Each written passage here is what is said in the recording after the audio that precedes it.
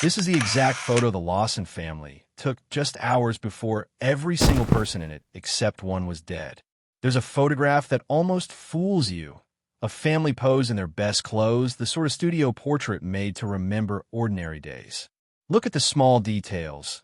The neat braid along the crown of a daughter's head, the baby's wrapped arms, the father's hand near a daughter's shoulder. For years, that image hung in the public imagination as a before, a gentle domestic moment that, only hours later, would be replaced by a scene so terrible that the photograph came to feel like a testament to how unexpectedly light can turn to darkness. The date was December 25th, 1929. The place, a modest tobacco farm near Germantown, North Carolina. The man in the picture, Charles Davis Charlie Lawson, will by nightfall have killed his wife and 6 of his children and then walked into the woods and taken his own life. Why do we return to images like this? Because they make the human cost unmistakable. When a family is erased in the span of an afternoon, the questions come fast. Who were they? What led to this? Can we name a motive that fits the cruelty of the act? The Lawson case is one of those tragedies that resists neat answers. A story where the facts are blunt, but the why remains braided with rumor, oral history, and the limits of early 20th century medicine.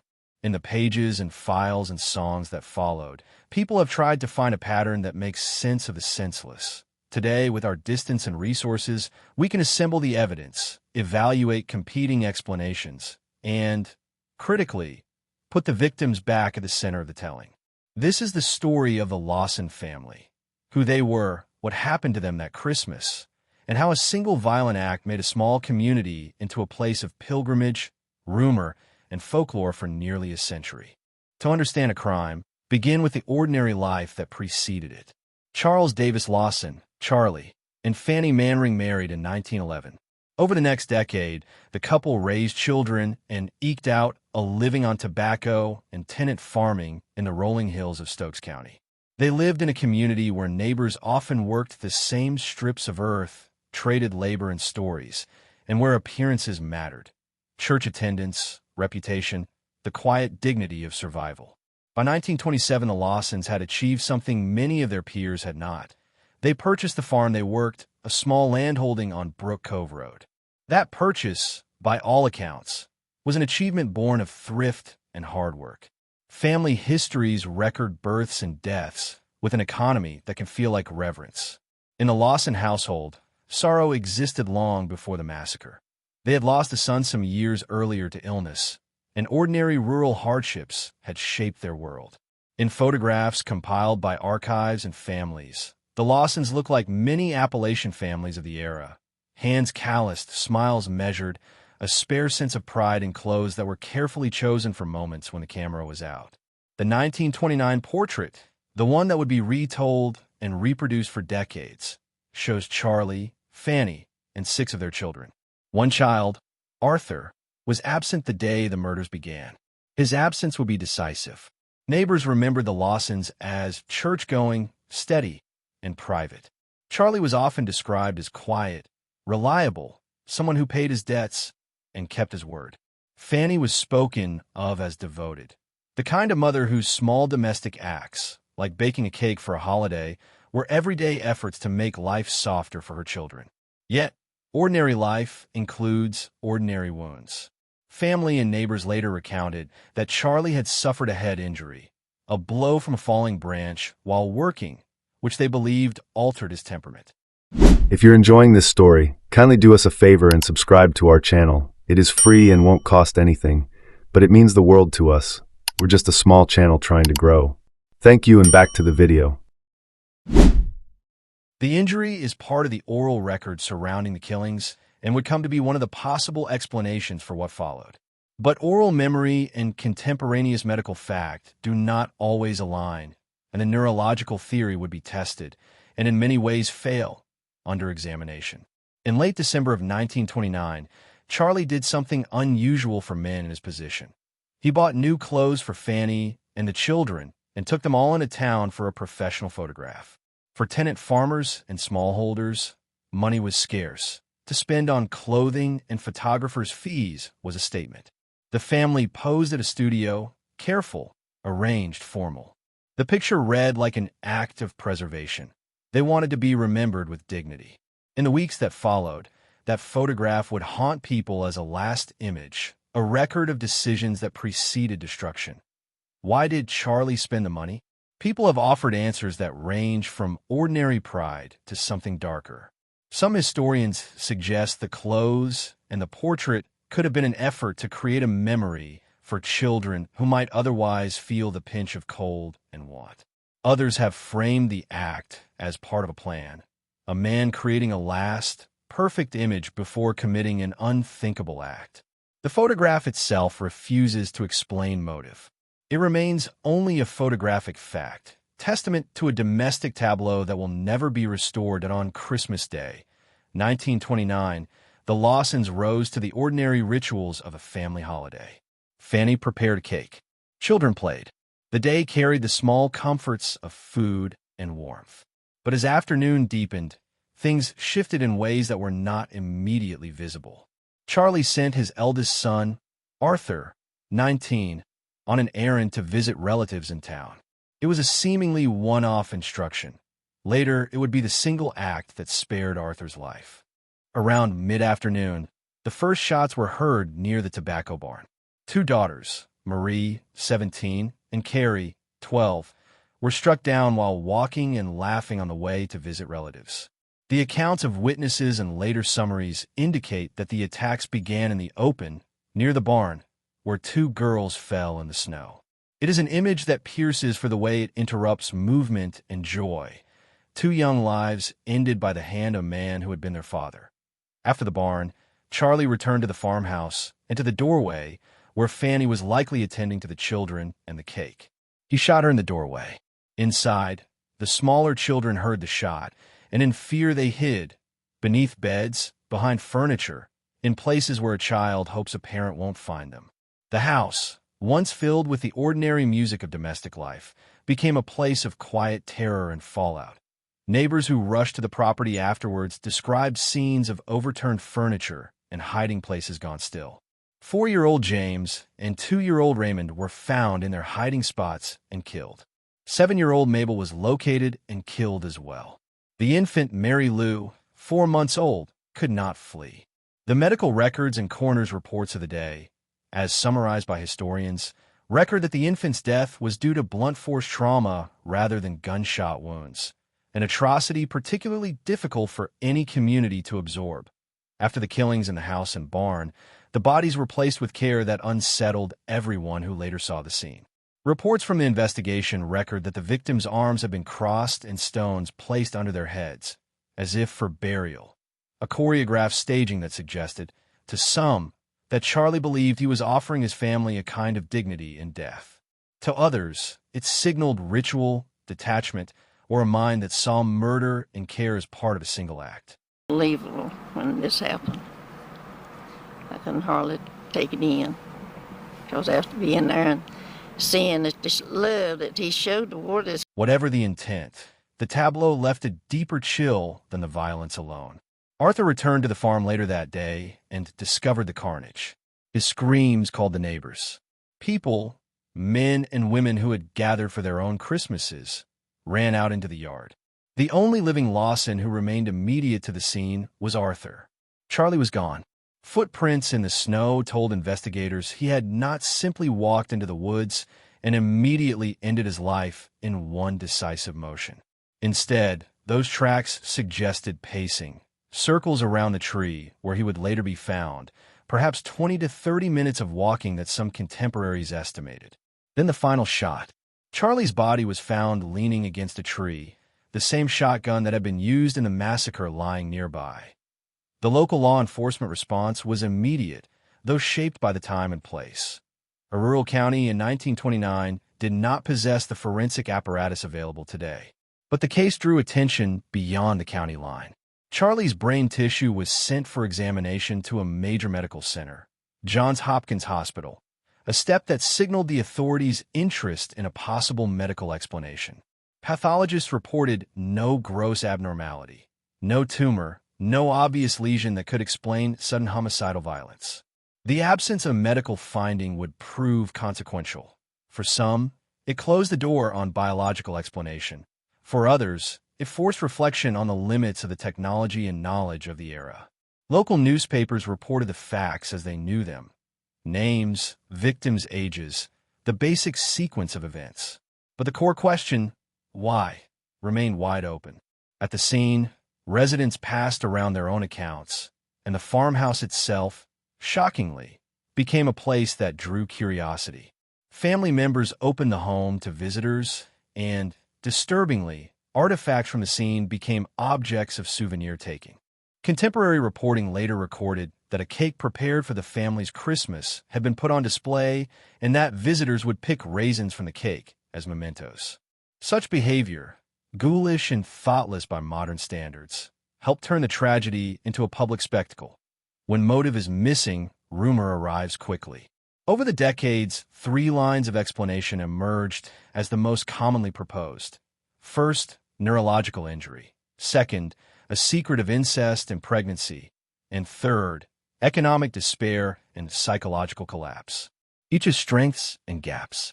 Each traces a different path into the mind of a man who murdered his family. Friends and some family members later recalled that Charlie had suffered a head injury, struck by a falling branch, that seemed to alter his personality. In modern terms, traumatic brain injuries, TBI, can produce marked changes in impulse control, mood lability, and even diminished empathy. Yet when Charlie's brain was examined at Johns Hopkins, pathologists reported no tumors and no gross lesions. That does not entirely refute the TBI theory. Subtle injuries and diffuse axonal damage can be invisible to the microscopes and techniques of a 1929 pathology lab, but it does mean the claim cannot be established by the surviving medical evidence.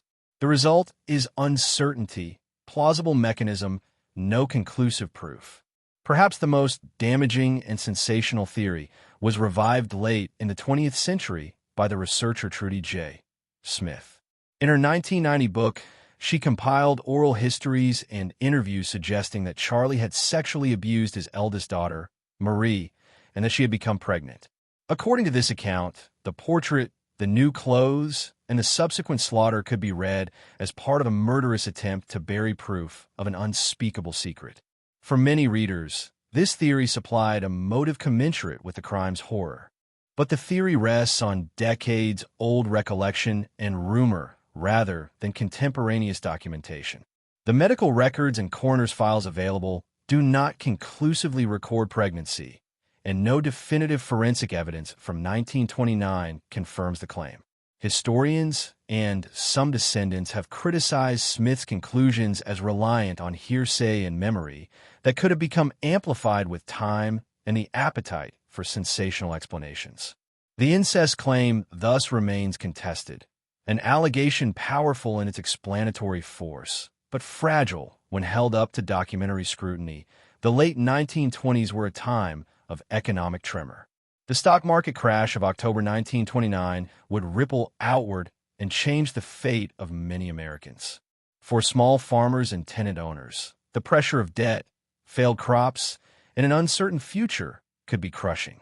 Charlie's purchase of the Brook Cove farm in 1927 was an achievement, but one that might have left him overextended. In this reading, the massacre is an act of catastrophic despair. A man who believed he had failed his family, who imagined death as a release or a perverse mercy. This despair hypothesis is quiet and unspectacular, but it fits into known patterns of familicide where the perpetrator views killing as an escape from shame and economic ruin. Here again, the evidence is circumstantial and cannot substitute for a definitive explanation. If motive proves slippery, the afterlife of the Lawson murders is easier to trace. The story morphed into folklore and commercial curiosity. In the months and years after the killings, the farmhouse, bloodstains and all, became an attraction. Family members allowed visitors. People paid to walk through rooms that had contained such violence. Songs and ballads carried the tragedy into oral culture. The Carolina Buddies recorded a murder ballad in 1930. The tune later circulated into bluegrass and folk traditions. In the decades that followed, the case appeared in newspapers, radio programs, and later, true crime podcasts. This commercialization brought two risks. First, it turned victims into spectacle and invited disrespectful souvenir hunting. The rumored picking at the raisins of Fanny's Christmas cake is the most grotesque example. Second, the circulation of stories and songs allowed rumor to harden into quasi-fact. Memory, repeated and republished, can become a kind of evidence in the public mind even when documentation does not exist. That process is not unique to this case. It is the way many monstrous events become simplified narratives over time. The Lawson story, in particular, attracted a hunger for motive that rumor readily supplied. Arthur Lawson, the eldest son, 19, was ordered away that afternoon, sent to his aunt and uncle. His obedience spared him from his father's hand and left him as the sole immediate family survivor. What does it mean to be the surviving son of a man who murdered the rest of your family? For Arthur, the question defined the rest of his life. He married, had children, and carried an unimaginable burden. Accounts say he was haunted by what he discovered that winter day. He died in an automobile accident in 1945 at the age of 35, a life shortened and the subject of later whisper. Some wondered whether the crash was simply a tragic accident or the culmination of years of grief. The record yields no clear answer.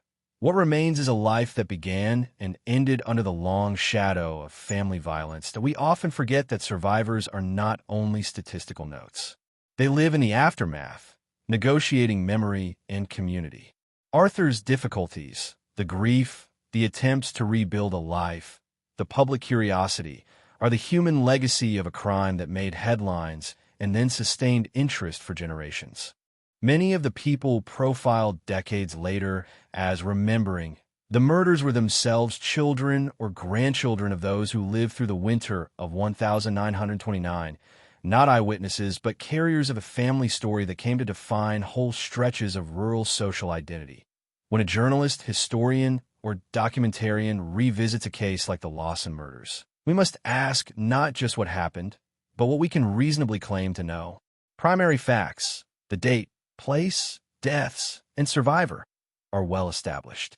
Charlie Lawson killed his wife Fanny and 6 of their children on December 25, 1929, and then killed himself in the woods near the farm. Arthur Lawson was away and survived. Those are bone facts supported by county reports, newspapers of the time, and later summaries compiled by historical institutions. What is less certain are the reasons. Different accounts point to different motives. Oral historians collected rumors of abuse decades later. Local memory emphasized a head injury and personality change. Sociologists point to patterns of familicide that implicate economic despair and social shame. The problem is not that investigators failed to try. They did what their era allowed. Instead, the difficulty is the nature of the evidence. For psychological motives, you often need confessions, contemporaneous statements in writing, or medical record confirmations that simply do not survive here. That absence matters. It means we must hold our explanation lightly and favor honesty about uncertainty over a tidy narrative that may do more harm than good. The Lawson murders test the ethics of true crime storytelling. For decades, the story was told with an appetite for the sensational. Tours, souvenirs, and sensational accounts proliferated. Today, many historians and podcasters take a different tack, one that centers victims, clarifies evidentiary limits, and avoids amplifying salacious rumors without corroboration. Retelling a tragedy is not merely entertainment. It is an exercise in memory and responsibility. We owe the dead ethics as well as curiosity.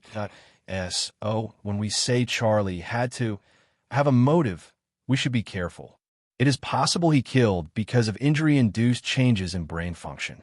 It is possible, though unproven, that he intended to erase an incestuous secret that could have ruined him. It is possible that the economic collapse and a sense of personal failure convinced him that death was the only escape. Each theory has advocates and critics. The responsible position is to catalog the evidence, flag the limitations, and prioritize the human stories of those who died. The Lawson murders did not remain merely a county tragedy. They moved into the culture, recorded ballads, folklore collections, and decades of retellings. Songs like The Murder of the Lawson Family locked the image into memory in ways that even newspaper reports could not. The farmhouse itself changed hands and meanings. Artifacts associated with the family found their way into museums and country stores, seeking to contextualize the region's darker histories. Local efforts in modern times favor memorial and interpretation over spectacle, a subtle shift from commodification to commemoration. As for the Lawson gravesite, the family lies in a private plot near Germantown, marked by an inscription that reads like the consolation of faith. Not now, but in the coming years, it will be in a better land, we'll read the meaning of our tears, and then sometime we'll understand. The stone reminds us of an older grammar of grief, one that reaches for future meaning even when the present offers none. If you learned anything from this story, let it be this. The desire for a tidy motive is human, but history sometimes refuses tidy answers. We must carry questions, not to satisfy curiosity alone, but to make sure we remember the living among the dead. If you're enjoying this story, kindly do us a favor and subscribe to our channel. It is free and won't cost anything, but it means the world to us.